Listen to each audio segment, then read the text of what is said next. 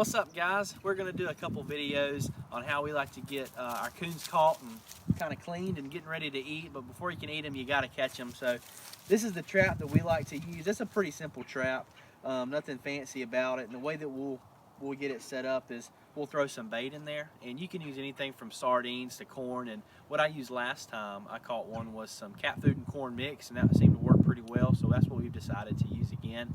But the way we like to do it is just, of course, get the trap set and then sprinkle a little bit in front of the cage, throw some in there, and then pour the rest in the back. That way it kind of entices him to go in there, and he'll step on that little bar right there and set the cage off. So anywhere you can find coon signs, a good place to set the trap. Ponds, creeks, streams, any bodies of water like behind us is a real good spot. They travel through there a lot. So we're going to be checking it every day once we get it set up. So come follow us, and we'll see you on the next one. What's up, guys? Looks like the cat food and the corn was a big hit with the coon here. This was the second day that we had the trap set out, so we caught him last night. The next video that we're going to be doing is just how to get him cleaned up before we cook him and eat him. So stay tuned, and we'll see you guys on the next one.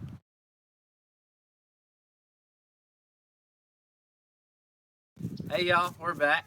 We got the coon all caught and cleaned up. The next thing we were going to show you is how we like to get him quartered up. And there's also some scent glands in coons that I'm going to show you how to take out. That way when you cook it, it tastes a lot better. So stay tuned, and I'll be sure to show you how to get all that stuff out. Alright guys, I was just going to give a quick run through of what I did in this video. The first part is me just taking off the front shoulders. Just stay flush with the rib cage and they come right off. The second part, a lot of people don't like to take or keep, but I do, and that's just the tenderloin and backstrap portion of it. I just kind of cut all that excess stuff. I don't keep the ribs or anything. And then the last part are just the back legs. You know, they've got a little ball and socket, so just work around through there and you'll have it all good and set up.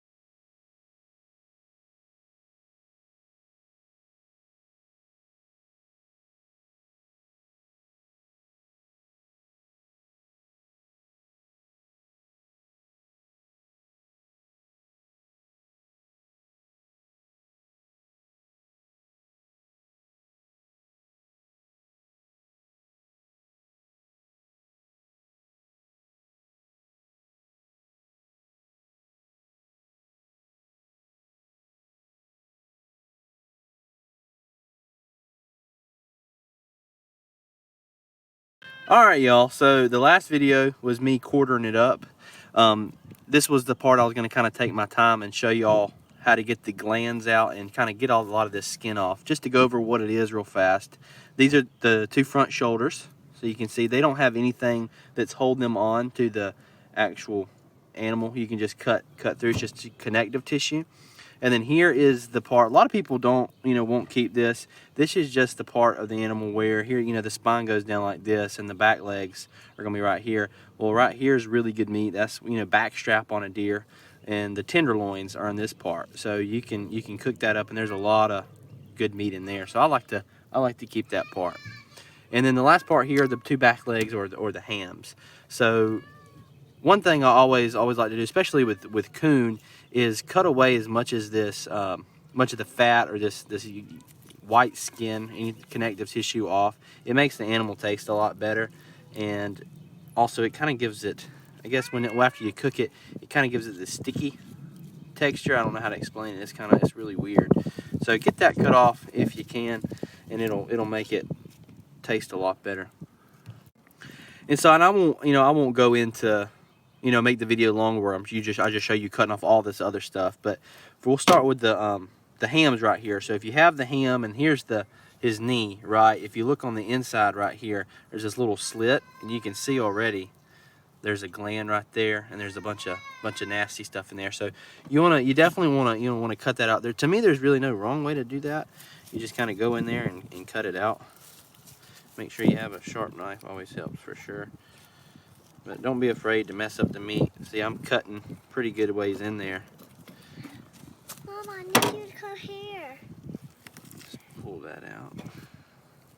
Hang on just a second, baby. All right, cut that out.